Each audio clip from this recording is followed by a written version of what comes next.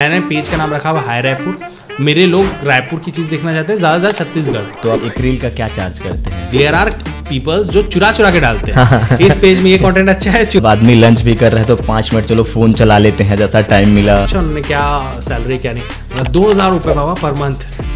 तो एक content creator Chhattisgarh में क्या स्कोप है? मैंने अपनी जॉब छोड़ी, मैं एडवर्टाइजिंग में ही हूँ।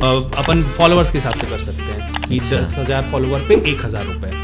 अगड़ू होटल का एक समोसा है, उसका भी कई लोगों ने बोला। हाई रायपुर तो आज सबको पता है, पर 2013 में मैंने शुरू किया था क्लिक रायपुर। तो गाइज आज के हमारे गेस्ट हैं हाई रायपुर, जिनका नाम है पीयूष रॉय, और ये रायपुर के काफ़ी जाने माने इन्फ्लुएंसर हैं और सोशल मीडिया एक्सपर्ट भी हैं। तो आज हम इनसे सीखेंगे डिजिटल मार्केटिंग, एडवर्टाइजमेंट। तो कोई भी अपना फ्यूचर इंस्टाग्राम डिजिटल मार्केटिंग में बनाना चाहता है तो ये पॉडकास्ट जरूर देखें। तो चलिए हम आज मिलते हैं पीयूष रॉय जी से।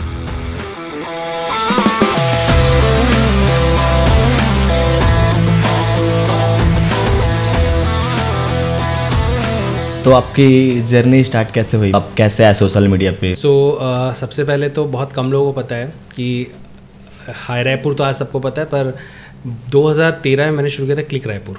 अच्छा। तो थॉट मेरा शुरू से था कि कुछ एक पेज बनाना है, कुछ एक ऐसी प्लेटफॉर्म बनाना है जो करना है। तो क्लिक रायपुर चला 1-1.5 साल, और उस समय इंस्टाग्राम नहीं था, तो वो एक पोर्टल था जहाँ पे लोगों को रजिस्टर करना होता था 100 रुपये देके, और लॉयर्स या कोई भी साइकोलॉजिस्ट रजिस्टर कर सकते हैं, लोग अपने समाधान पूछ सकते हैं। बट समहाउ चला नहीं। हम लोग शंकर नगर में पोस्टर्स लगाते थे ऑटो पे प्रमोशन के लिए। अच्छा। फिर खामोश पानी करके एक हमने शुरू किया 2017-18 में मैंने शुरू किया, जो इंडिया लेवल पे किया था कंटेंट, वो इंस्टाग्राम पे किया था। कि उसमें जो भी राइटर्स, ज़रूरी नहीं बहुत बड़े हों, पर अगर लिखने का शौक़ रखते हैं आप, तो वहाँ पे अपना कंटेंट सबमिट करिए और हम उसको डिज़ाइन करके डालते थे। 3-4 हज़ार फॉलोवर कुछ कर पाया था 2 साल में। फिर ऐसा था कि मैंने अपनी जॉब छोड़ी, मैं एडवर्टाइजिंग में ही हूँ करीबन आज 14 साल हो गए मुझे एडवर्टाइजिंग में काम करते हुए। अच्छा। सेक्टर में, जिसमें मैं कुछ कॉर्पोरेट्स में भी रहा। तो मैंने शुरू किया फिर अपना लाइट हाउस कम्युनिकेशंस, मेरी फर्म है मेन एडवर्टाइजिंग की। तब वहाँ पे ऐसा हुआ कि कुछ बच्चा है, उसमें से एक कलीग हैं जिन्होंने सजेस्ट किया कि एक रायपुर का पेज क्यों ना बनाए, और फिर उसका नाम रखा। नाम भी सजेशन हो रहा था, उसी में उन्होंने सजेस्ट किया कि हाई रायपुर कैसा रहेगा। मैंने देखा तुरंत और देखा कि अरे मिल रहा है, मेरे को समझ में नहीं मिल कैसे सकता है इतना छोटा नाम, इतना छोटा। और हमेशा मतलब मेरा प्रेफरेंस था कि उसमें अंडरस्कोर डॉट ये सब ना रहे, और मिल गया। तो बस फिर क्या था, फिर हमने हाई रायपुर शुरू किया। और आइडिया यही था हमेशा से कि कैसे अपन चीज़ों को, कि मैं पर्सनली ऐसा इंसान हूँ कि यहाँ से जा रहा हूँ वहाँ जा रहा हूँ, तो मेरे को बीच का कुछ नहीं दिखता। अब कोई पूछ देता था ना कि भैया ये कपड़े कहाँ से लूँ, तो मेरे को कुछ नहीं पता होता था। अच्छा। तो मैंने बोला कि यार ये गैप है मार्केट में, अपने को करना चाहिए। दूसरा, फूड में इतने सारे पेजेस थे ऑलरेडी, तो मुझे था कि नहीं यार अपन अलग करेंगे कुछ, उस पर काम करके मतलब नहीं है। तो अपन ने इसीलिए अलग सेगमेंट में काम करना शुरू किया। अपन ने एक ऐसा पेज बनाया जो कि बिजनेस कम्युनिटी के लिए काम आए, जहाँ पे लोगों को पता चले कि अच्छा ये चीज़ चाहिए तो यहाँ, ये चीज़ चाहिए तो यहाँ।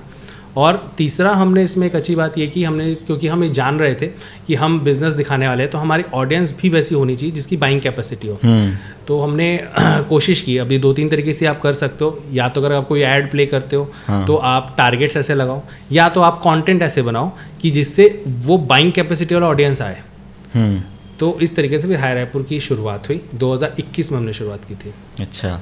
2021 से मतलब अभी तो काफ़ी है। 2000 काफ़ी है, पर मुझे ऐसा लगता है कि ये तो जो है भगवान की दया है और लोगों का प्यार है, पर और अच्छा हो सकता था और अच्छा हो सकता है। और there are so many things जो मुझे करने हैं, पर मैं समहाउ नहीं कर पाता हूँ। बहुत सारे आइडियाज़ हैं, कुछ सोशल आइडियाज़ है कि लोगों के लिए करना है, बट देखते हैं कब कर पाते हैं। एक रील डालना है तो उसका प्रोसेस क्या है? सबसे पहले किसी भी कंटेंट क्रिएशन की बात करो अगर मैं ओवरऑल, क्योंकि आता तो उसी के अंदर है। जब आप कोई कंटेंट क्रिएट करते हैं तो वहाँ पे लोगों को लगता है कि यार कैमरा बहुत इंपॉर्टेंट है, आईफोन से शूट कर रहा हूँ कि इससे शूट कर रहा हूँ, उससे कर रहा हूँ। मैंने OnePlus था मेरे पास, OnePlus 9R, उससे शुरुआत की थी। और मेरा फोकस हमेशा से वॉइस पे था, क्योंकि मुझे ऐसा लगता है और होता भी है कि कंटेंट क्रिएशन में वॉइस ज़्यादा इंपॉर्टेंट है।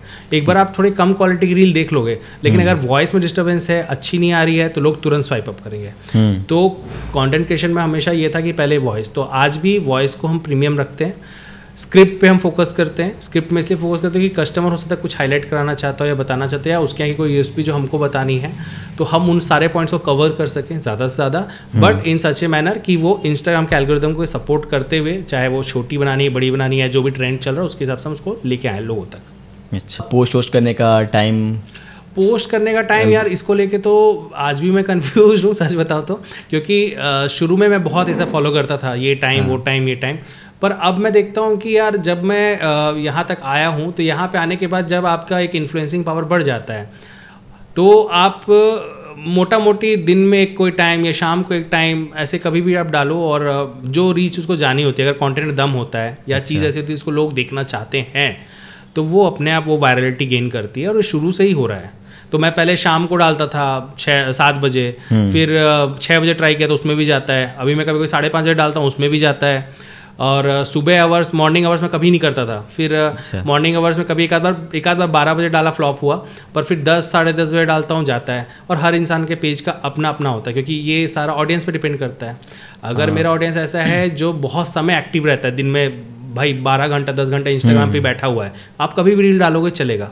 कई लोग का मतलब रहता है ना कि 11 बजे के बाद सब ऑफिस कॉलेज, हाँ, तो वही इसीलिए मैं वही कि अगर आपका ऑडियंस ऐसा नहीं है, क्योंकि देखो इतना खाली ऑडियंस मिले ज़रूरी नहीं है आपको, हर किसी का आज कुछ ना कुछ काम है और होना भी चाहिए उनके पास, तो उस काम के हिसाब से एक टाइम आप सोच सकते हो कि ऑफिस जाने वाला, तो उससे पहले इंसान अपने हिसाब से सोच के देखो कि हम भी उसी ऑडियंस में आते हैं, तो हम हो सकता है ऑफिस जाके पहुँच के पहले 10 मिनट मोबाइल चला लें, या जाने से पहले निकलने के पहले चला लें, सुबह उठ के वॉशरूम में चला लें, गंदी आदत, और या फिर शाम को आके करें, या रात को डिनर के बाद करें। ये वो मेजर टाइम्स है जिस टाइम में ज़्यादा लोग अवेलेबल होते हैं, हमेशा से होते हैं। उन टाइम्स में से अपना टाइम निकालने के लिए आप कंटेंट डालें, लगातार डालें, और हो सके तो प्लान करके डालें कि आप एक एक्सेल शीट मेंटेन करें या एक डायरी कॉपी मेंटेन करें, और आज आप देखें कि आपने आज एक कंटेंट इतने बजे डाला और उसमें क्या आया, अगला आया कितने बजे आया, उसमें क्या अंतर आया, तो आपको समझ में आएगा कि पूरे हफ्ते भर के बाद ये मेरा बेस्ट टाइम है। अब तो ऐसा हो गया है ना, मतलब आदमी लंच भी कर रहे हैं तो 5 मिनट चलो फ़ोन चला लेते हैं, जैसा टाइम मिला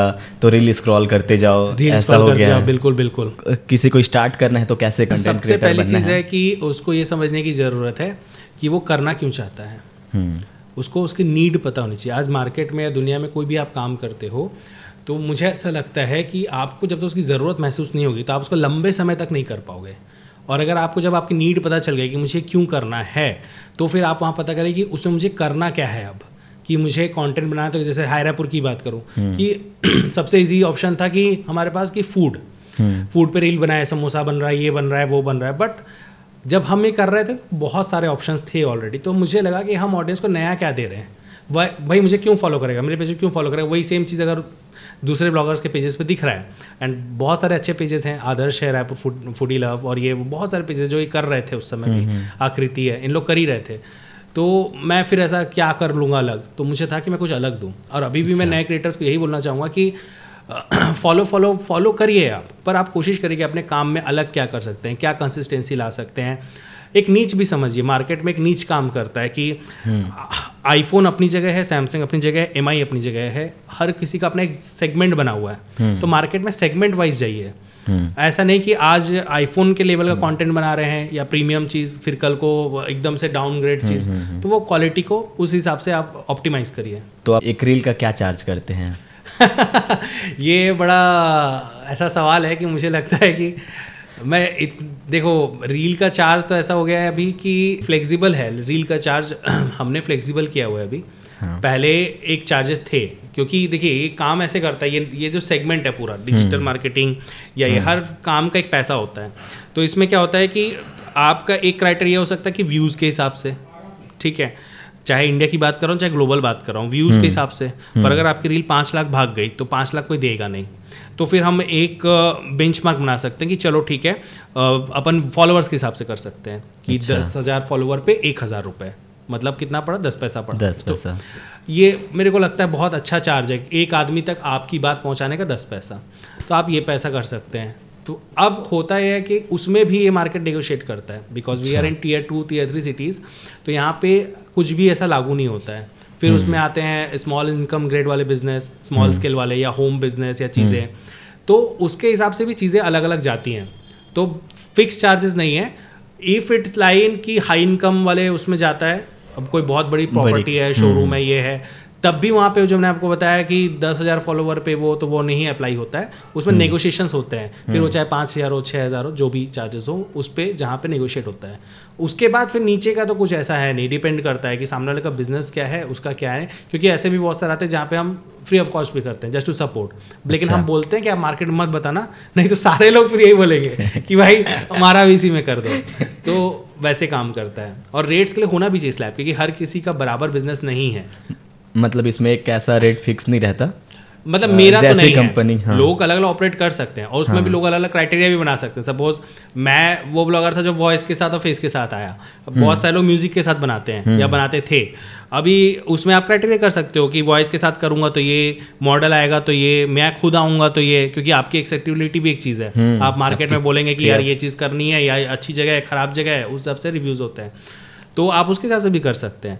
बट ये आपके ऊपर है, हमने ज़्यादा बाइफर्केशन नहीं रखा है कि वो लोगों को कंफ्यूज करे, हमने सिंपल रखा हुआ है, सेगमेंट वाइज रखा हुआ है कि आप कौन, इसलिए कोई हमसे पूछता है कि ऐड कराएं तो हम पूछते हैं कि आपका क्या बिजनेस है, क्या चीज़ है, वो आप बताओ, तो हम समझ पाएँ। और फिर बहुत सारे ऐसे बिजनेस होते हैं जो पर्सनली हाई रैपुर नहीं एंडोर्स करता।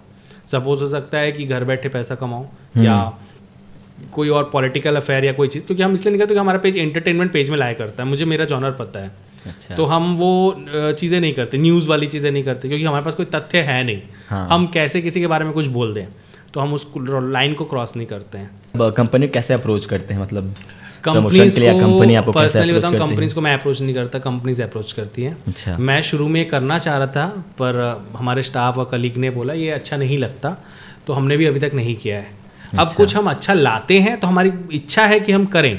सपोज हम बेकरी के लिए कुछ करना चाह रहे हैं, बेकरी सेगमेंट के लिए हम कोई अलग से कोई एक लाने वाले हैं कैंपेन या कुछ, तो हम उनको बताएं कि हम ये सोच रहे हैं, आप लोग एग्री हो तो बताओ। अदरवाइज हम अप्रोच नहीं करते अभी तक। जो भी आप लोग देख रहे हैं पेज पे, हम खुद ही डिसाइड करते हैं, जाते हैं, हमको कुछ कवर करना होता है तो। अदरवाइज वो लोग अगर पेड है या कुछ है तो वो खुद अप्रोच करते हैं। अच्छा, उसके बाद बात होती है, नेगोशिएशंस होती है, चीज़ें होती हैं कि हाँ ये कर सकते हैं, नहीं कर सकते, कर रहे हैं तो फिर कितने में कर सकते हैं, क्या बेस्ट हो सकता है। तो क्या मोस्टली मतलब आया तो कंफर्म हो जाता है, या रेट को लेकर ऊपर नीचे कैंसिल हो जाता है? नहीं, ये समय पे डिपेंड करता है। जैसे अभी जो समय चल रहा है, मार्च एंड और अप्रैल, न्यू फाइनेंशियल ईयर, इस टाइम पे क्या होता है कि ज़्यादातर लोग अपना बैलेंस शीट या साल भर का खर्चा देखकर डर चुके होते हैं, इतना खर्चा कर लिया, तो ना इस टाइम पे लोग फूक फूक के कदम रखते हैं। तो एंटरप्रेन्योर्स भी वैसे ही करते हैं कि देखते हैं अच्छा ये बजट से बाहर जा रहा है, ये कम जा रहा है, ये जा रहा है। और इन्फ्लुएंसर मार्केटिंग में तो अभी ऐसा हो गया कि there are so many options ना, तो वो देखते हैं कि सस्ता कौन पड़ रहा है या ये, और बहुत सारे फैक्टर्स के बारे में मिस भी कर देते हैं, और जो अच्छा लगता है, जो उनको समझ में आता है उनके बजट के हिसाब से, उसको ओके कर लेते हैं।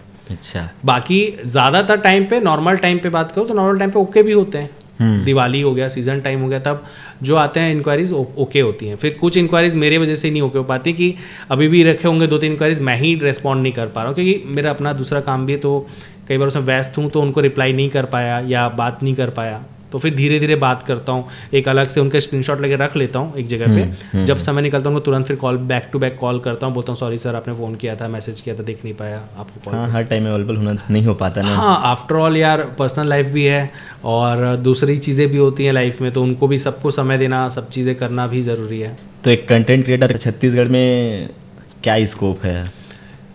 स्कोप पहले से बहुत बड़ा है ऑब्वियसली। आज से डाउन दी लाइन 2 साल पहले आप देखोगे तो कुछ भी नहीं था, जो था एक सिंपल ही था, इनकम सोर्स भी ऐसा ही था। अभी बहुत बढ़ा है, अभी आगे और अच्छा हो सकता है, लेकिन अभी सिर्फ जो मुझे रिस्क दिखता है या मुझे दिखता है नेगेटिव, वो होता है सैचुरेशन। इस फील्ड में धीरे धीरे अब सैचुरेशन आ रहा है बिकॉज ऑफ कि न्यूमरस, मतलब आज मैं किसी के भी अचानक से कमेंट कोई किया, उसके प्रोफाइल में गया तो देखता हूँ लिखा रहता है डिजिटल क्रिएटर, कंटेंट क्रिएटर, हाँ, ब्लॉगर, एंड वो भले उसको परस्यू कर रहे हैं। इट्स नॉट अबाउट फॉलोअर्स और नंबर्स कि उसके फॉलोअर्स कम है तो वो कैसे कंटेंट क्रिएटर लिख दिया, नंबर्स वाली बात नहीं है।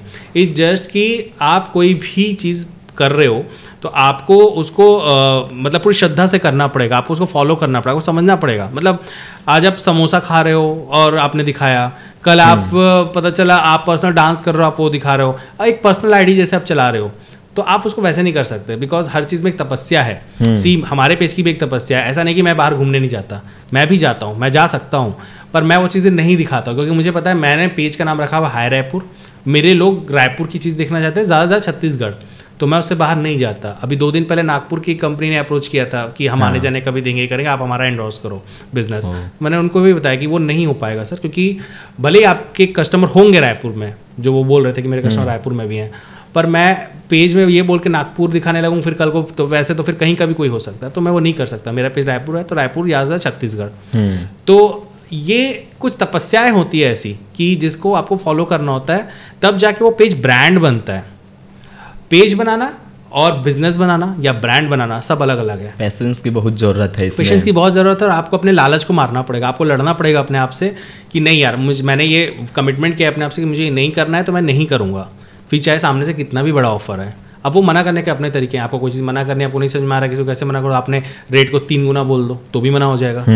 तो तरीके हैं आपके, लेकिन आपको मना करना है, नहीं करना है कोई चीज़ तो आप नहीं करोगे। ये आपका खुद का पेज है। अगर आप अपने पेज पे आके ये चीज़ नहीं बना पाओगे तो फिर तो कैसे। अब अभी ऐसा हो जा रहा है, कोई सुन रहा है कि प्रमोशन कर रहे हैं, काफ़ी पेज में अब स्कोप है, तो आदमी तुरंत चैनल बना के उसको देख के नहीं होता। देखो मैं सही बताऊं तो आज अगर इंडिया लेवल पे बात करें तो उसमें भी क्या होता है, जो कॉर्पोरेट एडवर्टाइजर्स हैं, यूट्यूब पे बात करें अपन तो हर ब्लॉगर के ऑडियंस के हिसाब से, क्वालिटी ऑफ ऑडियंस इसको कहते हैं, और ये बहुत कम ब्लॉगर्स जानते हैं।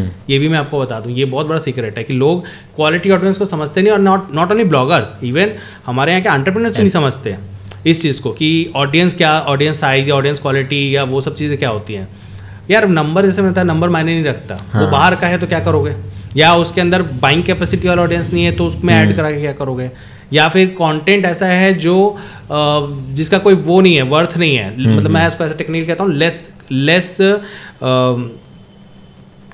लेस एफर्ट कंटेंट, जहाँ पे लेस एफर्ट, तो लेस एफर्ट कंटेंट आप फिलर के रूप में यूज़ कर सकते हैं पर रेगुलरली नहीं कर सकते।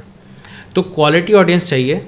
तो क्वालिटी ऑडियंस बनाने के लिए आपको ये तपस्याएं करनी पड़ेंगी, आपको चीज़ें अपने आप से कमिटमेंट करना पड़ेगा, आपको समझना पड़ेगा कि नहीं मेरे को क्या अलाउड और क्या नहीं अलाउड है, कितना पर्सनल दिखाना है कितना नहीं दिखाना है। उसको पूरा पर्सनल पेज नहीं बना सकते अनटिल एंड अनलेस कि आपका पेज जो है वो प्योर होम ब्लॉग टाइप का है, जिसमें से गौरव तनेजा जी इतना अच्छा काम करते हैं, फिर वो पीयूष है, तो इन लोग जो करते हैं, तो वैसा अगर पेज है तो अलग बात है। लेकिन अगर आपका पेज वैसा नहीं, जिस जॉनर में लाइक कर रहा है, आप उसके साथ जो भी चीज़ें आती हैं उसको करिए, उसको फॉलो करिए। काफ़ी लोग ऐसे होते हैं ना कि ये देखे तो ये भी डाल दो, वो देखे तो वो भी डाल दो। सबसे बड़ी गलती है, देख देख के नहीं करना है। और देख, आप तो बहुत अच्छा बता रहे हो, देख देख के डालते हैं। देयर आर पीपल्स जो चुरा चुरा के डालते हैं। इस पेज में ये कंटेंट अच्छा है, चुरा के अपने में डाल दिया, क्रेडिट भी नहीं दिया, उसके पेज से उसका कंटेंट चला लिया, वो भी डाल दिया। एंड रिसेंटली एक केस में मेरे एक पहचान के ब्लॉगर है, उनका क्या हुआ है कि उनके वो फैशन में है, तो उनका कंटेंट लिया, लेके एआई का चेहरा लगा दिया, एआई वाला, और उनका ही नहीं, बाद में पेज में जाकर देखे तो और भी अलग अलग नेशनल क्रिएटर्स हैं, उनके कंटेंट वो लेता है या लेती है एंड उस पर एआई वाला चेहरा लगा देता है एंड उसको धड़ल्ले से यूज़ कर रहा है। पता चला ओरिजिनल कंटेंट क्रिएटर ने जो डाला है वो 500K गया है, उसने डाला तो मिलियंस में चला गया है। तो एआई के नुकसान भी है। हाँ, मतलब इंटरनेट का ही पूरा इंटरनेट की बात करूँ तो कोई स्कूल में तो ऐसा है नहीं कि इसकी कोई गाइडलाइंस हैं, आप कैसे यूज़ करते हो आपके ऊपर है। सीखने के लिए बहुत कुछ है, अच्छा और बुरा भी। रायपुर में क्या है फूड स्पेशल? यार मेरा ऐसा है कि मैं अपने आप को, अच्छा फूड में भी एक बात बता दूं, ब्लॉगर और क्रिटिक्स में फ़र्क होता है। जो क्रिटिक्स होता है उसको बारीकियां पता होती हैं, वो ऐसे क्रिटिक्स नहीं बनता। तो बहुत सारे कम लोग जानते हैं वो पतली सी लाइन ब्लॉगर और क्रिटिक्स के चाहिए। इवन फूड के लिए जो बुलाते हैं ना रिव्यू के लिए, वो भी नहीं जानते हैं, वो भी एक्सपेक्ट करते हैं कि हाँ। और मैं कभी दर्शकों को नहीं बोलता कि मैं कोई फूड क्रिटिक्स हूँ, तो मुझे पता है कि उसमें धनिया गया है कि पुदीना गया है। बेसिकली मैं एक फूडी हूँ, मैं खाना पसंद करता हूँ। अच्छा। पर इसका मतलब नहीं कि मुझे उसकी बेसिक साइंस पता है। तो एज ए ब्लॉगर मैं जो खाता हूँ, देखता हूँ, पढ़ता हूँ, तो मुझे ये है कि मेरे लिए एक मैटर करता है आजकल, क्योंकि ये समय के साथ सोच बदलती है। मेरे लिए आज के टाइम पे है कि खाना अच्छा होना ज़्यादा ज़रूरी है रेदर देन कि कम पैसे में कहाँ मिल रहा है। पैसा हम सबको बचाना है, पर आगे जाके उसको हेल्थ में हम कहीं हॉस्पिटल में पे कर रहे हैं तो क्या ही मतलब। तो खाना थोड़ा क्वालिटी वाइज हो, अच्छा खाना हो और टेस्टी हो। अब अगर बात करूँ, जैसे मैं अब किचन के अंदर तो हर कोई नहीं जाता है, पर फिर भी अगर एक थाली की बात करूँ तो मुझे सुख सागर की थाली बहुत पसंद है। और मैं ऐसा बंदा हूँ कि जिसको जो पसंद आता है तो कई हफ्ते तक वही खाता रहता है। वो ऐसा नहीं कि नया कुछ और को, कई हफ्ते तक वही खाता रहता है। तो मेरे ऐसे पर्सनल फेवरेट्स वाली कुछ चीज़ें हैं तो मैं वही रिपीट करता रहता हूँ, या तो जोमेटो से मंगा के या उससे। आइसक्रीम में बात करूँ तो आजकल नेचुरल्स में बहुत सारे चल रहे हैं, नेचुरल्स का हो या निक नेचुरल्स हो या थैंकोस नेचुरल हो, देयर आर सेवरल ब्रांड्स जो नेचुरल फ्लेवर्स पे काम कर रहे हैं, पर उनमें से कुछ ना कुछ एक देख के लीची मैंगो चलता रहता है, ये राज वही है। अच्छा तो वैसा कि रायपुरियन है उसको वो चीज़ खाना ही चाहिए, लाइक समोसा या मतलब क्या चीज़ है ऐसा रायपुर का? थिंग्स, आप साहू के समोसे ट्राई करो। मैंने एक बीच में डाला था रील, तो लोगों का साहू का समोसा मैंने वहीं का डाला था, लोगों ने वहाँ का ही बताया। उसके अलावा बहुत सारी जगह हैं जिसका आता रहता है, कोई कोटा का बताता है, कोई गुड़ारे का बता रहा है। और इस टाइप के कंटेंट डालने पे यही फायदा होता है कि आप कमेंट सेक्शन में जाके, आजकल लोगों को बहुत मजा आता है कंटेंट कमेंट पढ़ने में। कमेंट में एक बार आप जाओ, आपको सारे लोकेशन जाके देखता हूँ पहले क्या है। हाँ, ब्लॉगर से ज़्यादा कमेंट पे ट्रस्ट करो। पैट प्रमोशन के लिए वो फूड अच्छा है बुरा है कुछ भी हो, लेकिन अच्छा है करके डाल देते हैं। बिल्कुल सही बात है। तो हगड़ू होटल का एक समोसा है, उसका भी कई लोगों ने बोला, तो कंटेंट में आप जाओगे तो पता चल जाएगा। और रही बात इसकी कि देखो, वही मैंने बताया कि क्रिटिक्स का काम है बताना, ब्लॉगर तो क्या है, उसको अच्छा लगा खराब लगा इतना ही बता सकते हैं, उतना ही उस पर ट्रस्ट भी कर सकते हैं। और मेरे को जहाँ तक लगता है सारे लोग वैसे ऐसा ख़राब कुछ दिखाते नहीं है, मेरी भी पर्सनल वैसे ही है कि ज़्यादा कुछ अलग नहीं है, कि जो मुझे समझ में आता मैं उसको एंडोर्स नहीं करता। चार्जेस वाली बात अलग है, वो करूँ नहीं करूँ वो पैसा मैटर नहीं करता वहाँ पे। जैसा कि मैंने बताया कि अगर कोई बोल रहा है कि भाई 80 रुपये में कोई पनीर की डिश है, मुझे पता है आज पनीर का भाव, चीज़ों का भाव, ग्रेवी का भाव, तो अगर वो मुझे लग रहा है कि नहीं ये पॉसिबल नहीं है तो मैं वो चीज़ नहीं दिखाता हूँ। भले ही वो कितनी वायरल वीडियो जाने वाली है, मुझे पता है कि ये डालूंगा तो वायरल हो जाएगी या फॉलोअर्स आ जाएंगे 1000-2000, मैं वो नहीं करता, क्योंकि मैं मार्केट के अंदर, सोसाइटी के अंदर ऐसी चीज़ें एंडोर्स नहीं करना चाहता कि किसी एक का धंधा बनाने के चक्कर में कईयों के सेहत के साथ नुकसान हो जाए। कुछ टाइम पहले एक रील में देखा था मैं यहीं का, वहाँ ऑफ चल रहा था। ओके। अब मैं परचेस करने गया वहाँ, तो को किया, पहले तो प्राइस पूछा तो काफ़ी डिफरेंस था। फिर मैं बोला कि वीडियो देखा हूँ मैं करके, तो नहीं सर ऑफर तो ख़त्म हो गया। अच्छा। और 2 दिन नहीं हुआ था वीडियो को अपलोड हुए। तो ऐसा करते हैं प्रमोशन के लिए, तो पब्लिक को काफ़ी प्रॉब्लम होती है, तो इसमें आपका क्या कहना है? देखिए, ग्राहक को जागरूक होना बहुत ज़रूरी है, सबसे बड़ी बात इसमें आप ये नहीं बोल सकते, क्योंकि आप और मैं हमेशा कुछ ना कुछ देख रहे हैं, सुन रहे हैं, हमारे चारों तरफ मीडिया से हम घिरे हुए हैं, यहाँ से नहीं तो वहाँ से मार्केट परसेप्शन बनता है, चीज़ें बनती है, तो सोच तो बनेगी कुछ ना कुछ और आप उसको ट्राई करोगे। पर जब भी करें सजग रहें, सजग होकर ट्राई करें। मेरे साथ भी ऐसा हुआ कि रिसेंटली मैंने कहीं का, मैं तो वैसे अच्छे से देख के करता हूँ, पर कहीं का इंडोर्स किया था, उसके वजह से मुझे किसी ने मैसेज किया कि उन्होंने कुछ प्रोडक्ट ऑर्डर किया था और उनको नुकसान हो गया। तो मैंने पहले तो उनसे समझने की कोशिश की, क्योंकि देखिए हर टाइप के लोग हैं और इतने मैसेजेस आते हैं, फेक क्लेम भी होता है, हर कोई सोचता है कि कैसे फ़ायदा बना लूँ, तो मुझे चेक करना ज़रूरी होता है, चेक करना। तो उन्होंने बताया कि ऐसा ऐसा हुआ, ये हुआ, तो मैंने फिर ना तुरंत वो एंटरप्रेन्योर को कॉल पे लिया, कॉल पे लेके उनसे बात कराई, कॉन्फ्रेंस पे चीज़ें कराई एंड शॉर्ट आउट कराया। और मुझे भी समझ में आया कि ठीक है, एंटरप्रेन्योर से पहले भी उनकी बात हो चुकी थी एंड एंटरप्रेन्योर ने पूरे माल का पैसा छोड़ दिया कि ठीक है लेट पहुँचा, हमारी तरफ से पूरा पैसा 1-1.5 लाख का हमने छोड़ दिया। उसके बावजूद सामने वाला कंप्लेन कर रहा है। अब वो सामने वाला कंप्लेन कर रहा है इसलिए कि मेरा टाइम वेस्ट हुआ, ये हुआ। तो अब देखो यार, कुछ चीज़ें अब उसमें मैं तो कहीं नहीं था, आप जब खरीद रहे थे या आप पैसा दे रहे थे या आपने एक उससे बात की, कमिटमेंट हुआ आप लोग के, कब कौन सा सामान कब डिलीवर होगा। तो इसीलिए मैं कहना चाहूँगा ग्राहकों को कि कोई भी पेज हो, कोई भी ब्लॉगर हो,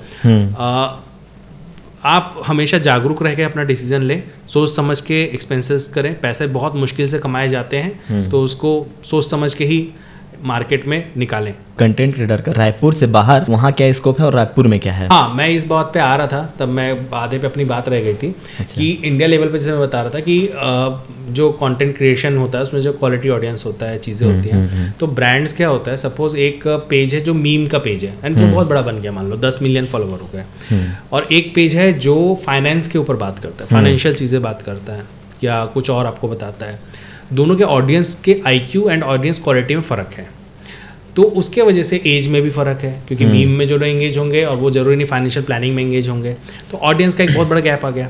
तो अब जो ब्रांड एडवर्टीजमेंट देती है मीम वाले को, क्योंकि बड़ा पेज है तो एडवर्टीजमेंट आएगा, तो सब फॉर से कि उसको 50 पैसा मिल रहा है पर व्यूअर, वही चीज़ उस बंदे को जिसका फाइनेंशियल है कंटेंट, उसको 5 रुपये पर व्यू मिल रहा है।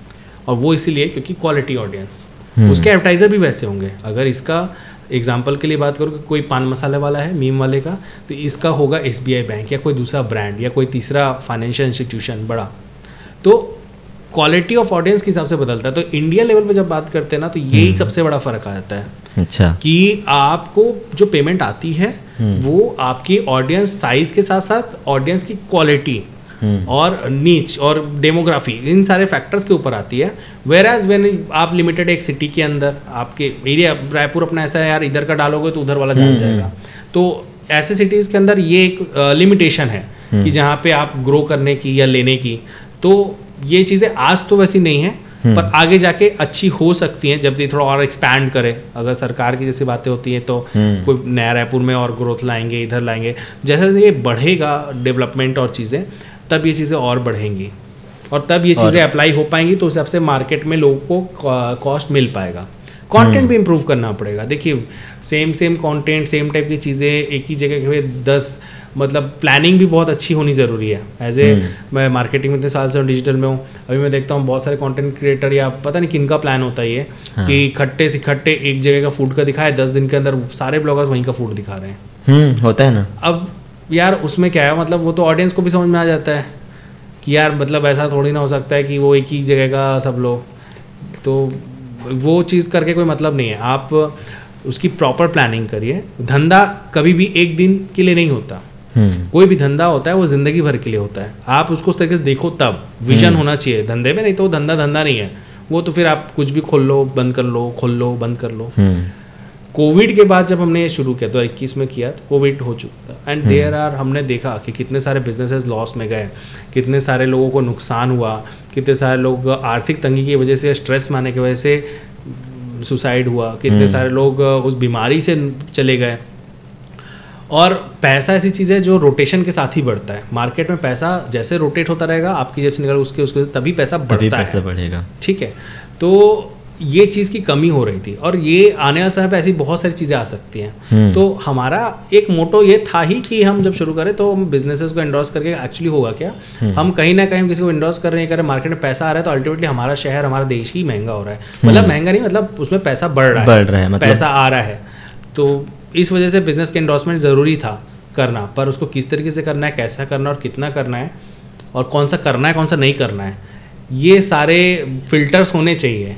हाँ, क्योंकि जितना बढ़ेगा मतलब उतने रोजगार भी हुए ऐसा। हाँ, मतलब हर कोई चाहता है कि यार मैं अपने धंधे को एडवाइस करूँ, और वो कुछ ना कुछ कर रहा है। मतलब कोई पेप्सी भी बेच रहा है, कोई कुछ भी बेच रहा है, कुछ अनएथिकल चीज़ें भी हो रही हैं, पर हम हर चीज़ को एंडोर्स नहीं कर सकते बिकॉज ऑफ दैट कि वो हमको पे कर रहा है या कुछ है, और पे भी कर रहा है नहीं कर रहा है। मैं अभी भी मतलब एंटरप्रेन्योर से भी बोलता हूँ कि अगर वो पेमेंट भी कर रहे हैं या कुछ कर रहे हैं, इसका मतलब ये नहीं है कि कंटेंट उनके हिसाब से जाएगा। मतलब मैं इसमें बहुत गंदा हूँ कि अगर मुझे कोई फोर्स करता है कि ऐसा भाई बनेगा वैसे ना, तो मैं उनको बताता हूँ कि ऐसा नहीं बन सकता, मैं कंटेंट मेरे हिसाब से ही बनाऊंगा। हाँ, आपकी कुछ अच्छी चीज़ें आप बता दो, या मैं ऑब्जर्व करता हूँ जाके, मुझे दिखती है तो मैं खुद से हाईलाइट करता हूँ। ऐसा कंटेंट बनाने में सबसे ज़्यादा प्रॉब्लम कहाँ आता होगा?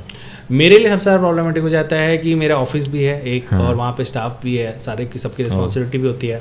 वो काम ऐसा होता है कि खुद का है तो अकाउंट्स भी देख रहा हूँ, चीज़ें भी देख रहा हूँ, वो बैठने वाला काम है, और ये सब बाहर शूट वाला काम है। शूट कौन करता है? शूट ऑब्वियसली पहले तो मैं, मेरे साथ एक जन थे, या फिर उसके बाद धीरे धीरे तो अभी एक और जन है वो करते हैं, और बीच में आ जाता हूँ। और वो डिपेंड करता है, कुछ जगहों पे जहाँ पे रहता मैं पूरे टाइम पे हूँ साथ में, क्योंकि समझना साइकोलॉजी और समझाना कि ये चीज़ कवर करनी, ये नहीं करनी है, ऐसे दिखाना है, इसे कोई से एंगल से लेना है, तो ट्रेनिंग मोड और उसमें तो पार्टिसिपेशन अभी भी रहता है। निकलता हूँ तो 3-4 घंटे 5 घंटे मेरे को क्या लगता है मेरा ज़्यादा समय जाता है दूसरे कंटेंट क्रिएटर्स से समझने में, दिखाने में, करने में, कि क्लियरली समझने और करने से। हाँ, मतलब मेरा ये फेवरेट काम था एंटरप्रेन्योर से, बिजनेसमैन से मिलना। मैं था एडवर्टाइजिंग में 14 साल से हूँ, तो कोई एंटरप्रेन्योर TMT का है, कोई किसी सेगमेंट का, कोई अलग अलग सेगमेंट के लोगों से मिलना, उनसे समझना कि ये इंडस्ट्री कैसे वर्क करती है, यहाँ पे क्या स्ट्रगल्स हैं और क्या अचीवमेंट्स हैं, कैसे आपको ये प्रॉब्लम आई तो आपने कैसे इसको वो किया।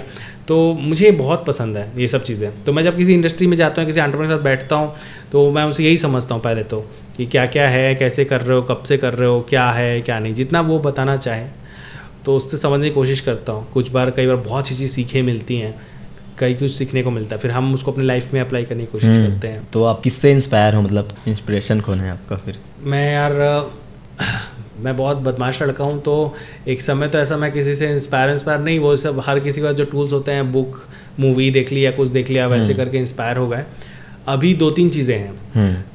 एक तो बहुत पर्सनल चीज़ है कि 2020 में मैं अपने फादर को नहीं बचा पाया, कैंसर से वो तड़प रहे थे।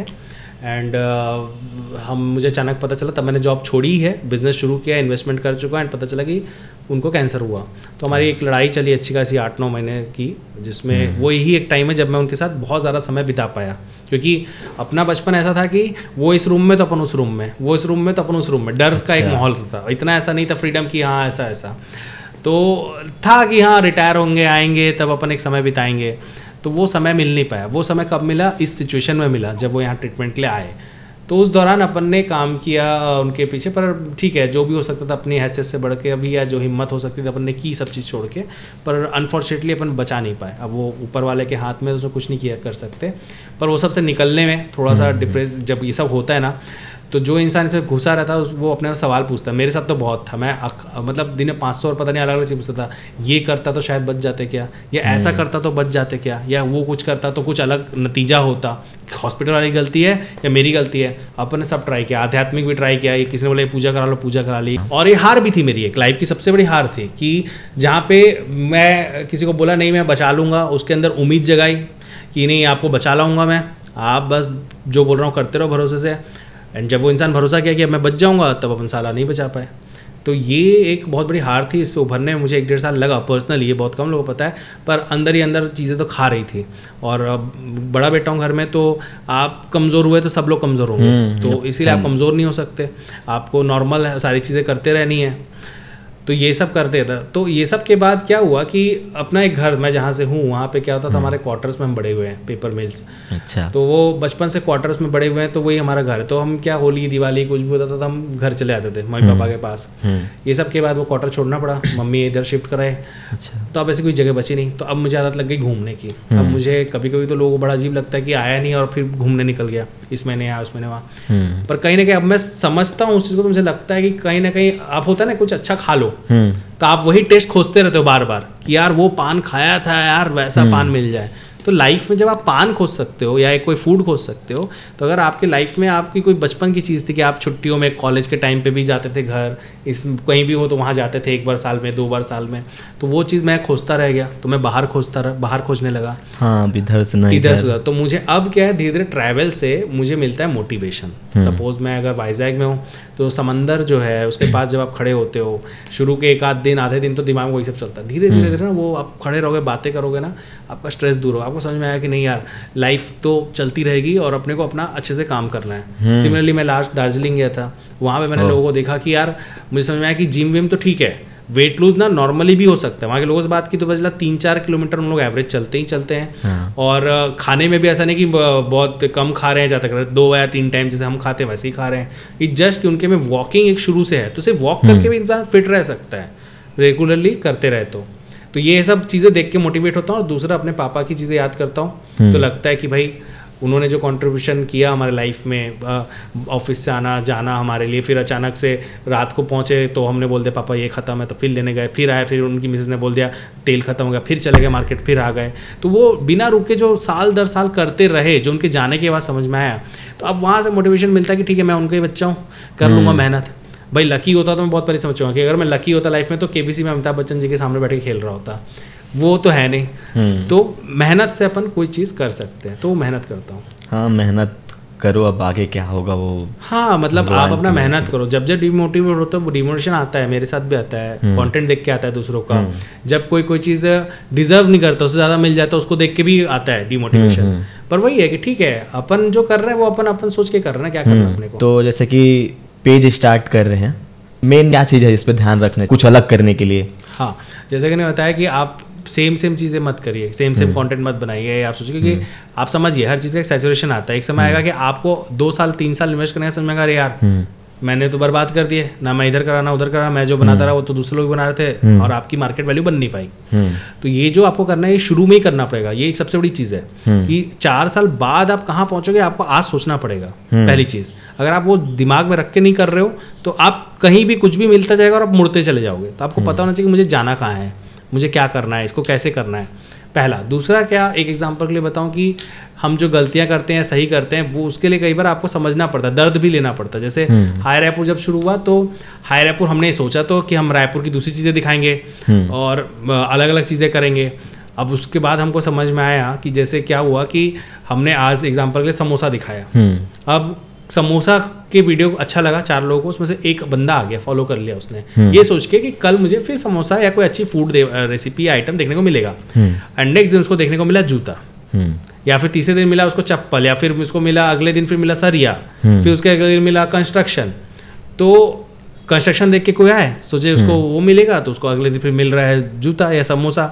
तो वो फ्रीक्वेंसी नहीं बन पा रही थी। शुरुआत के 100 कंटेंट तक ना फॉलोज से ज्यादा अनफॉलोज हो रहे थे। और हम एक वर्ज में थे कि हम बीच में बार बार एक ही सवाल होता था हम टीम के बीच में, इसको करें कि बंद कर दें, करें कि बंद कर दें, कि चेंज कर दें। पर फिर ऐसा डिस्कशन के बाद फिर ऐसा होता था कि चलने देते हैं, इसको देखते हैं, थोड़ा और देखते हैं। एंड फिर वो बनी रही कंसिस्टेंसी, हमने करना छोड़ा नहीं, हम अपनी जिद पे लगे रहे कि हमको यही करना है। तो वो जाके धीरे धीरे कन्वर्ट हुआ, और कन्वर्ट होके आज जो भी है आप लोग के सामने है, बहुत ज़्यादा तो नहीं, पर जो है मुझे लगता है बहुत अच्छा है। और ये चीज़ करने के लिए या इससे ज़्यादा करने के लिए भी आपको ये चीज़ फॉलो करना पड़ेगा कि कंसिस्टेंसी बनाए रखें, अपने काम पे भरोसा रखें। बहुत पहले से मैं एक ये बात बोलता हूँ, कई बार लोगों को तुरंत कई बार याद नहीं आती है, पॉडकास्ट से याद नहीं आता, बट एक चीज़ है, मैं ये मानता हूँ कि करने से पहले 500 बार सोचो कोई चीज़, पर एक बार उतर गए ना तो उसके बाद मत सोचो, फिर वो काम खराब हो जाता है। वो काम कभी नहीं होता कि मतलब ये देख लिए तो हाँ अब ये कर लेते हैं, मतलब ये देख लिए तो अब ये कर लेते हैं। मार्केटिंग में उतरो, आप सेल्स करो, आप अकाउंट्स में जाओ, आप कोई कैरियर चूज कर रहे हो, आप कुछ भी कर रहे हो, आपने एक बार कोई चीज़ चूज कर ली, आपने सोचा कि मुझे कंटेंट क्रिएशन में जाना है। अब उसके पहले आप 500 और भले ही सोच लो कि मुझे ये चूज़ करना है, ये चूज़ करना है, ये चूज़ करना है, इसका ड्रॉबैक क्या है, इसका प्रोज क्या है, इसका कॉन्स क्या है, सब सोच लो, जितना सोच सकते हो सब सोच लो। लेकिन एक बार शुरू करने के बाद, आप उस फील्ड में उतरने के बाद अगर आप सोचने बैठते हो ना, तो आपको दिमाग आपको वैसे ही थॉट्स क्रिएट करता जाएगा। तो आप क्या होगा ना, डीमोटिवेट हो जाओगे, आपके डाउट्स इतने बढ़ जाएंगे, और फिर आप उसी को नहीं कर पाओगे। आज नहीं तो कल, नहीं तो 6 महीने बाद, साल भर बाद छोड़ दोगे, और लगेगा यार तो फालतू था। तो आपने उसका आकलन जो बोलते हैं ना अपन, उसका वो आपने पहले ढंग से किया नहीं, उसके वजह से बाद में करने का मतलब नहीं। तो इसलिए आप 500 बार सोचो, जो सोचना है सोचो। ये जो एक लाइन है कि आप करने से पहले 500 बार सोच लो, करने के बाद मत सोचो, करने के बाद सिर्फ करना ही करना है लाइफ में, ये सोच के आप उतरोगे तो 90% चांस है, मेरे को ऐसा लगता है कि आप जो भी काम करोगे उसमें सफल हो जाओगे। आपका बेस्ट पेज कौन है मतलब छत्तीसगढ़ में? मेरा बेस्ट पेज क्राइटेरिया के हिसाब से, हाँ। पर कंटेंट क्वालिटी के हिसाब से बात करूं तो छत्तीसगढ़ ट्रैवलर। अच्छा। क्योंकि इसका कंटेंट हमेशा से ऐसा है जो मैं खुद बनाना चाहता हूं, और मैंने कुछ अटेम्प्ट भी किए थे।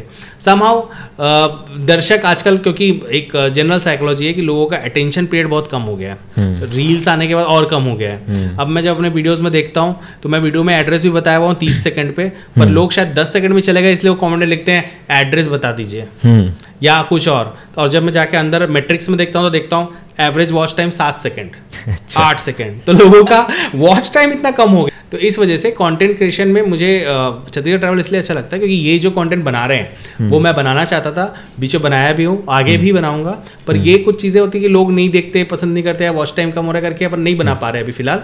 पर ये वो चीज़ें जो मैं करना चाहता हूँ, मुझे लगता है कि हाँ ये करना चाहिए, जिस तरह का कंटेंट ये है, क्योंकि मार्केट के हिसाब से तो काम हर कोई करता है और करना भी चाहिए धीरे धीरे ऊपर नीचे, पर जो अपना ओरिजिनल एसेंस है, जो मैंने बताया हाई रायपुर में भी 100 वीडियो तक उसको बरकरार रखे, तब जाके वो चीज़ आगे आई। तब लोगों को एक समय आया जब समझ में आएगा अच्छा ये वो पेज है जहाँ पे सब कुछ मिलता है, सब कुछ देखने को मिलता है।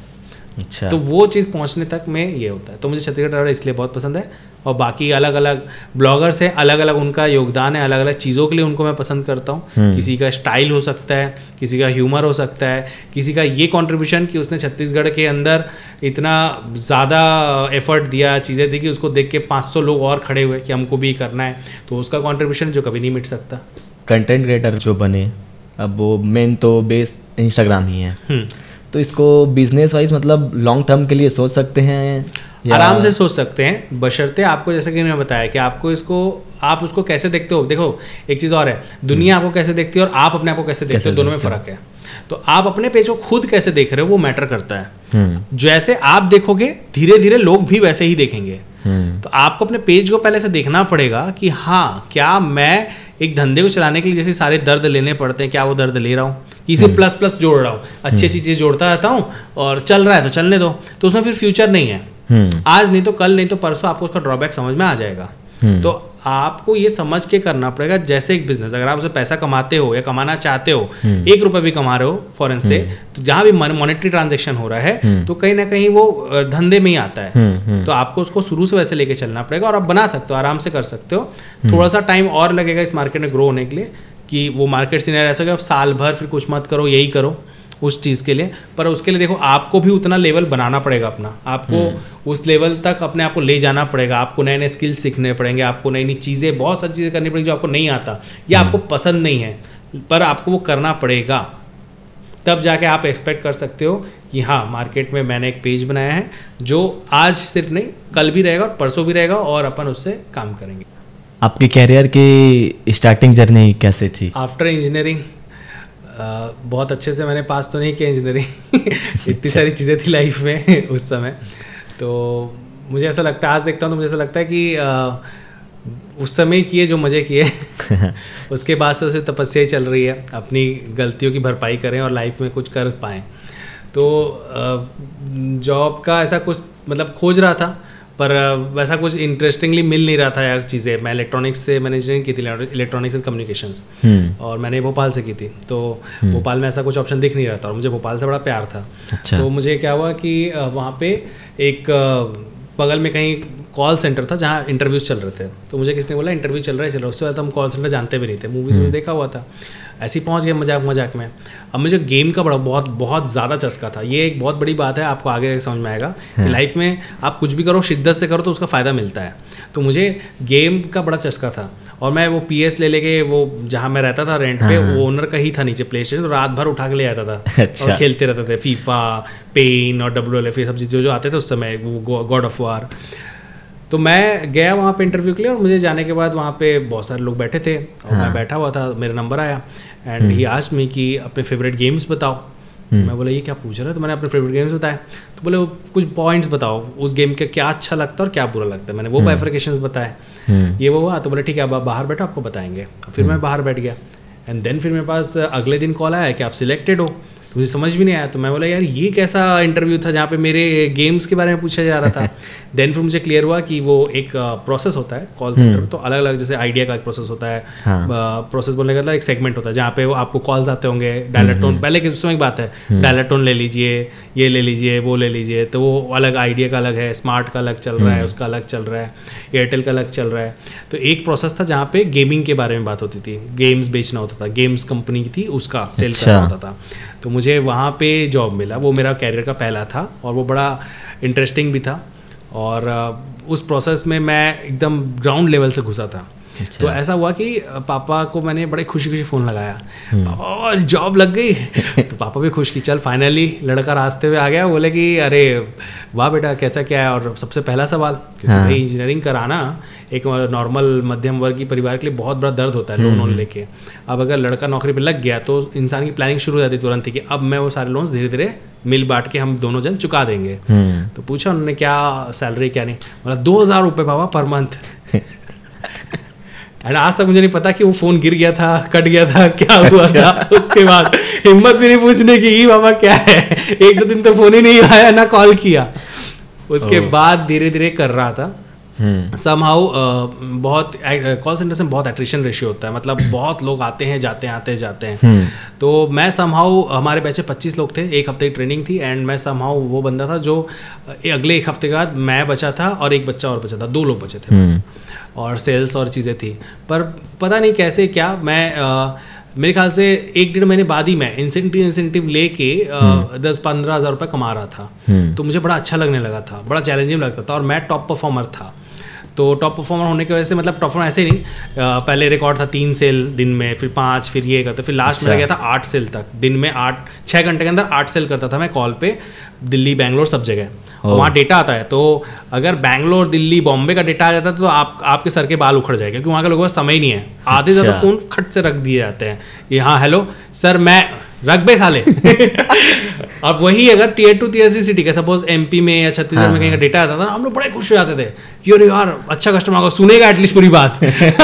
अच्छा उधर से इधर होता था तो रेट बढ़ जाता था, खुश हो जाते थे, कन्वर्जन रेशियो भी बढ़ता था। तो मैं टॉप परफॉर्मर रहा, और टॉप परफॉर्मर होने के ऐसे बीच में पर्क्स मिलते थे। हमारे एक उस समय इंडिया हेड थे मिस्टर अमित पाटंकर, वो आते थे मुंबई से, एंड कभी ये गुडीज़ कभी वो गुडीज़ कभी ये सब, मज़ा आ रहा था करने में काम। 6 घंटे की शिफ्ट और जाओ स्टाइल से एकदम, क्योंकि आप टॉप परफॉर्मर थे, 3 बजे से 9 की शिफ्ट होती थी।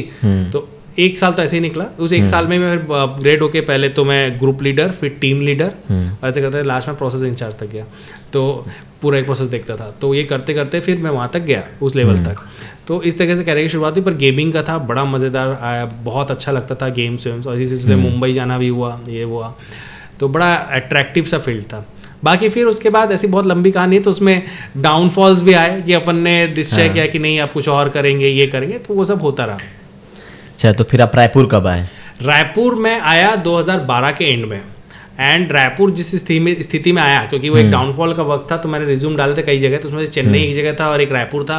बोला यार ये अपने एरिया टाइप का बेल्ट है, यहाँ पे चलते, चेन्नई जाने से अच्छा इधर पहले चलते हैं। मेरे को बाहर का उतना तब समझ में आता नहीं था, तो रायपुर आया। और रायपुर आया था मैं, वो एक फोल्डिंग पलंग बोल रहा हूँ, वो ऐसे पहले चलता था, ऐसे आर्मी टाइप का एक वो होता था बेडिंग बांध के, वो लेके, और फोल्डिंग पलंग मैंने यहाँ खरीदा था। वो लेके मैं आनंद नगर में रहता था, जो कि उस समय फी प्रीमियम था, पर उस समय लेक बना नहीं था, मरीन ड्राइव जिसको हम कहते हैं आज, वो प्रॉपर वैसा नहीं था। अच्छा। खुशबू डाबेली वाला तब एकदम फेवरेट था, उसी यहाँ से डेली डिनर वही होता था। महीने के एंड पे पैसे कम पड़ते थे, तो खुशबू डाबेली के यहाँ से डिनर, महीने की शुरुआत में 2 दिन खाना है तो मद्रासी से कीमा कलेजी और 3 ठो तंदूरी रोटी, ये होता था। तो आनंद नगर में रहना होता था। हाँ। तो मैं वहाँ जाता था और रिक्शे से मैं जाता था, मतलब ऐसे तो ऑटो करके ऑफिस चले गया। तो जब मैं मार्केटिंग के लिए निकलता था मार्केट में, तो मेरे पास गाड़ी होती नहीं थी, तो मैं रिक्शे से, साइकिल रिक्शा तब हमारे रायपुर में चलता था, तो मैं रिक्शे से जाता था क्योंकि कॉस्ट इफेक्टिव पड़ता था। और सामने वाले की दुकान या शोरूम के पास पहुंचने के 5 मिनट पहले या 5 कदम पहले उतर जाता था, क्योंकि उसको देख के ना लगे भाई कि रिक्शे से कौन आ रहा है मार्केटिंग करने। तो इस तरीके से मैंने यहाँ रायपुर में शुरुआत किया। और जो चीज़ मैंने बताई कि एक बार कर लिया तो फिर सोचने का नहीं। तो कई बार ऐसा लगता था कि मैं रायपुर छोड़ के चला जाऊँ क्या, क्योंकि वो ग्रोथ नहीं है, चीज़ें नहीं। पर फिर मैंने बोला नहीं, यहीं करना है जो करना है और यहीं करते रहना है। तो मैं उस समय वेबसाइट सेल करता था, लोगों को बताता था कि वेबसाइट बनाओ, वेबसाइट बनाओ, वेबसाइट बनाओ। क्यों बनाए, ये है फ़ायदा, ये है फ़ायदा, ये है फ़ायदा। 2000 से लेके 20,000 25,000 ऐसी कई सारी वेबसाइट्स बना के दी लोगों को। मैं वो बंदा था जिसने साल भर के अंदर 70 वेबसाइट बेची अपने पहले साल में रायपुर के अंदर। तो उसके बाद पता नहीं एक मार्केट में बज़ हो गया कि कौन मार्केटिंग वाला बंदा आ गया भाई, 70 वेबसाइट बेच रहा साल में। कई सारे IT कंपनी से फिर आए ये वो कॉन्टैक्ट कि इधर करो जॉब के लिए वो, और फिर बस इसी तरह से मीडिया लाइन इधर उधर बढ़ता चला गया। रायपुर में आपको क्या पसंद है, क्या अच्छा लगता है? रायपुर में आया और रह इसीलिए गया क्योंकि यहाँ के लोग सबसे बड़ी चीज़ है। जो मैं अलग अलग स्टेट में रहा या सिटीज़ में रहा, जैसे भोपाल में, जो कि मुझे बहुत पसंद था, ये था। पर वो सब देखने के बाद जब मैं यहाँ आया तो मुझे पता चला कि मुझे अच्छा तो मालूम ही नहीं था। यहाँ के लोग और यहाँ के मार्केट और चीज़, देखिए नेगेटिव क्राइम ये वो बुराई सब शहर में होती है, पर इस शहर की सबसे अच्छी बात ये थी कि यहाँ के लोग मिलनसार हैं। कोई भी चीज़ें ऐसी सड़कों पे नहीं थी, आज तो फिर भी थोड़ी बहुत आ गई है अनफॉर्चुनेटली। मैं नहीं चाहता था ऐसा हो कि हमारे शहर के अंदर क्राइम है, सड़कों में हो, बच्चे ये करें वो करें। अनफॉर्चुनेटली ऐसा हो रहा है, पर पसंद हमेशा से मुझे यही था कि मैं यहाँ आया तो मुझे लगा कि मैं बाहर भी रहूँ, मेरी फैमिली पीछे रहे तो सेफ रहे, और लोगों का प्यार, बात करना, इतनी शालीनता लोगों के अंदर कि कभी कहीं जाने की ज़रूरत नहीं पड़ी। फिर ऑप्शंस ऐसे मिले कि हाँ, काम करने के लिए भी, रोज़गार के लिए भी एक अच्छा वो मिला, एक प्लेटफॉर्म मिला कि हाँ यहाँ पे काफ़ी काम किया जा सकता है, मेहनत करने वालों को यहाँ पे सपोर्ट मिलता है, तो क्रेडिट भी मिलता है। तो फिर इस तरीके से मैं रायपुर में रह गया। रायपुर में पहले से और अब में और क्या इम्प्रूव कर सकते हैं, मतलब गवर्नमेंट को क्या करना चाहिए? देखो, गवर्नमेंट तो अपना काम अपने स्पीड से ही करता है, कर ही रही है। और कोई भी गवर्नमेंट हो, मुझे लगता है कि वो सकारात्मक तरीके से ही काम करते हैं कि चीज़ें अच्छी ग्रो हों। कुछ चीज़ें हम लोगों पे होती हैं, जिसमें सबसे पहले मैं चाहता हूँ कि लोगों का ट्रैफिक सेंस इंप्रूव हो जाए। थोड़ा सा उनको समझ में आ जाए कि यार इधर से आपको गाड़ी को ओवरटेक करना है कि इधर से करना है, करना भी है तो इंडिकेटर देना है लेन चेंज करते वक्त। ये सारा नॉलेज नहीं होने की वजह से साल भर में इतने सारे जो एक्सीडेंट्स होते हैं और उसमें इतने सारे लोग जान गंवाते हैं।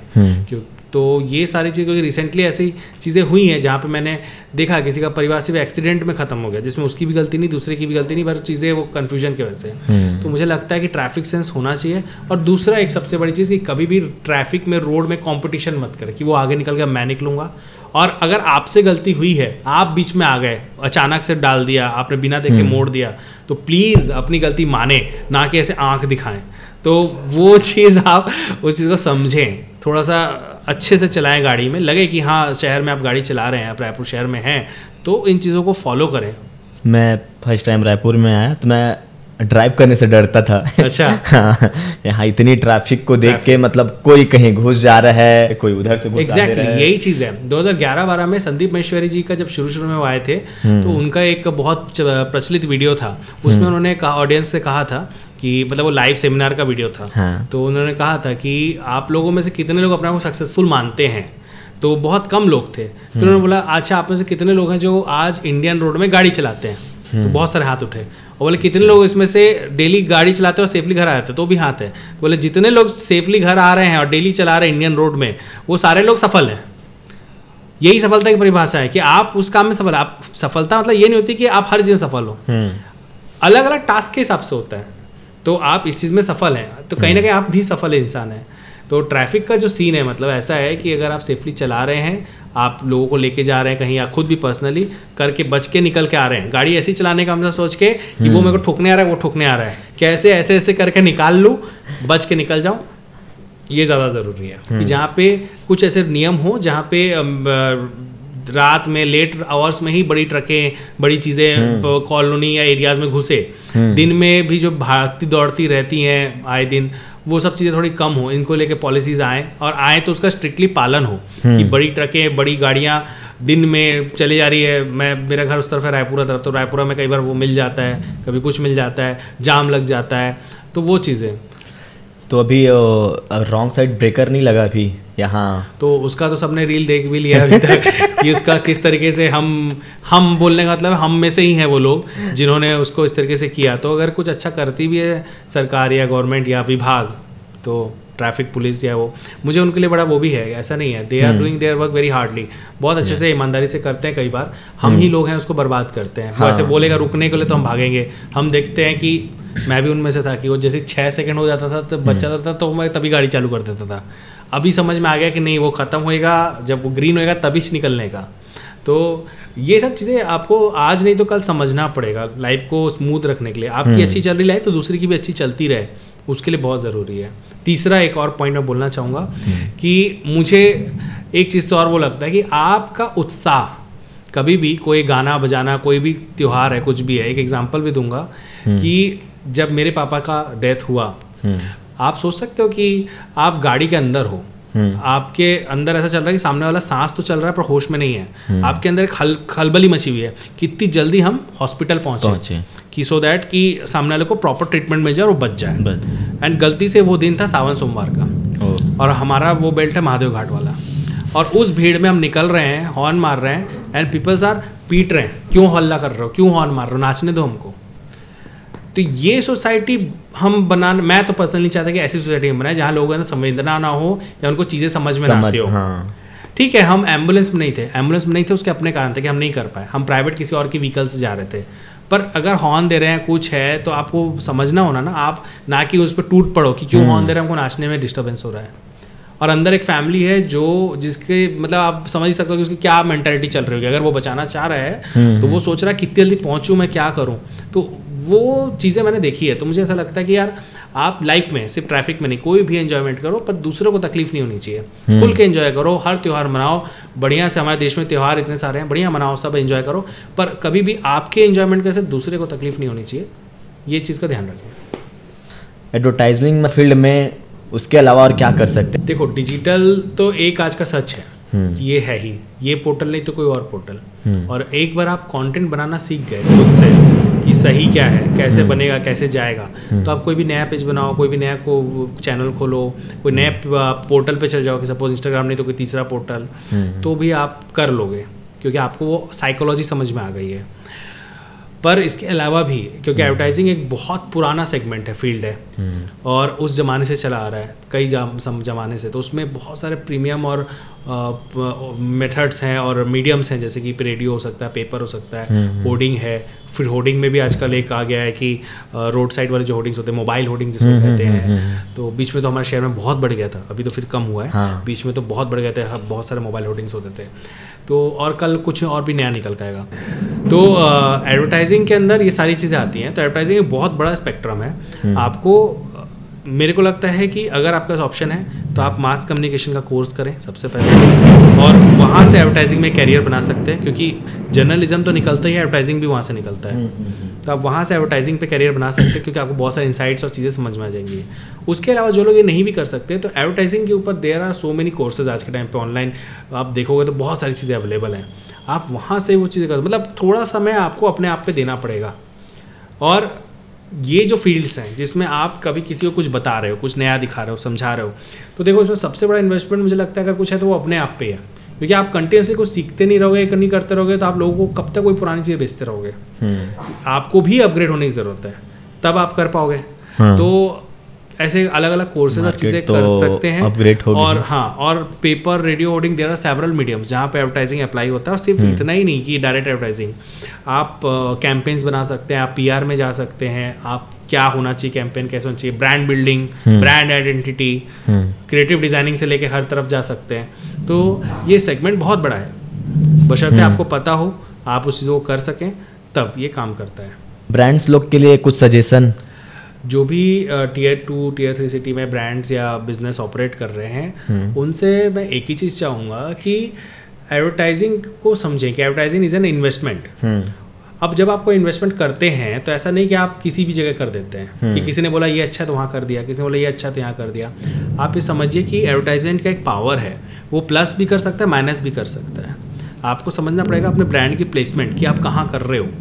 तो आपको तुरंत धंधा है ये हमेशा मैटर नहीं करता, क्योंकि धंधा ऐसा होता है कि एक दिन के लिए नहीं होता, लंबे समय के लिए होता है। कहीं ऐसा ना हो कि धंधा बनाने के चक्कर में आप अपने ब्रांड की वैल्यू गिरा दो, इन्फीरियर हो जाए या वो हो जाए। तो आपको लॉन्ग टर्म विजन रख के एडवर्टाइजमेंट कराना चाहिए, आपको ब्रांड प्लेसमेंट देखना चाहिए, ध्यान से रखना चाहिए कि कहाँ हम अपना एडवर्टाइजमेंट प्लेस कर रहे हैं, क्या वो पोर्टल हमारे लिए हमारी ब्रांड वैल्यू को बढ़ाएगा या घटाएगा।